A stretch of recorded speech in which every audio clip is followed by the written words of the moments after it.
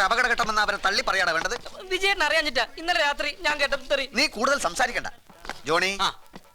ചെയ്ത തെറ്റുകൾക്ക് അപ്പപ്പോ ശിക്ഷ കൊടുത്തു വിടുന്നതല്ലേ നല്ലത്? തീർച്ചയായിട്ടും അങ്ങനെയാണ് വേണ്ടത്. എങ്കിൽ ഇപ്പൊ തന്നെ ഇവൻ എന്റെ വീട്ടിൽ പോയി എന്റെ അച്ഛനും അമ്മായി അച്ഛനും അവിടെ തന്നെ ജീവനോട് ഇരിപ്പുണ്ടോന്ന് അറിഞ്ഞിട്ട് വരട്ടെ. എന്നിട്ട് വേണം എനിക്ക് എന്റെ അടുത്ത നീക്കങ്ങൾ പ്ലാൻ ചെയ്യാം. ഇതാണ് ശിക്ഷ. തൽക്കാലം അത്രയും മതി. ഞാൻ ഏരിയയിലേക്ക് പോവില്ല. ശിക്ഷ വിധിച്ചു കഴിഞ്ഞാൽ പിന്നെ രക്ഷയില്ല സുഖു. അനുസരിക്കുന്നതാണ് നല്ലത്. എന്നിട്ട് വേണം എല്ലാരും കൂടെ എന്നെ അവിടെ ഇട്ട് പിന്നെയും കടിച്ചു കയറാൻ. നീ നേരെ വീട്ടിൽ ചെന്ന് അച്ഛനാരുണ്ടോ കരുണമാഷുണ്ടോ എന്ന് ചോദിക്കല്ലേ വേണ്ടത്. വേറെ എന്തെങ്കിലും തക്കതായ കാരണങ്ങൾ ഉണ്ടാക്കി വേണം ചെല്ലാൻ. എന്ത് കാരണം?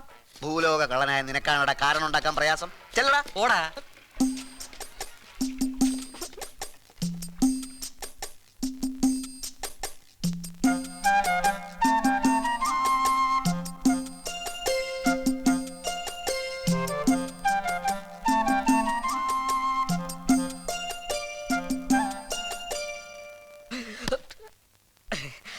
വിജയേട്ടൻ എണീറ്റിട്ടുണ്ടാവില്ല അല്ലേ? ഇതങ്ങോട്ട് എടുത്തു വെച്ചോളൂ. കാലത്ത് നോക്കുമ്പോ ഞങ്ങളുടെ പറമ്പിൽ ഇതിങ്ങനെ മുഴുത്ത് പഴുത്ത് കിടക്കുക.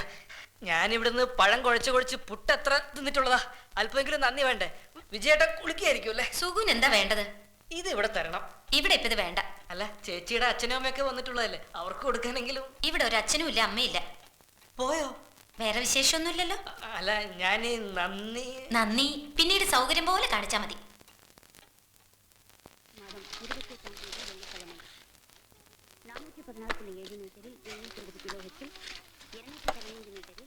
മഴക്കാറ് നീങ്ങി, മാനം തെളിഞ്ഞു. ആണോ? അപ്പൊ ശത്രുക്കൾ പടിയിറങ്ങിയെന്ന് അർത്ഥം. അതെ, പക്ഷേ വിജയേട്ടന്റെ സ്ഥിരം മഴക്കാറ് കൂടുതൽ ഘനീഭവിച്ച് അന്തരീക്ഷത്തിൽ തന്നെ ഉരുണ്ടുകൂടി നിൽപ്പുണ്ട്. ശ്യാമള മഴക്കാറല്ലേ, അത് ഞാൻ ഈസി ആയിട്ട് കൈകാര്യം ചെയ്തോളാം.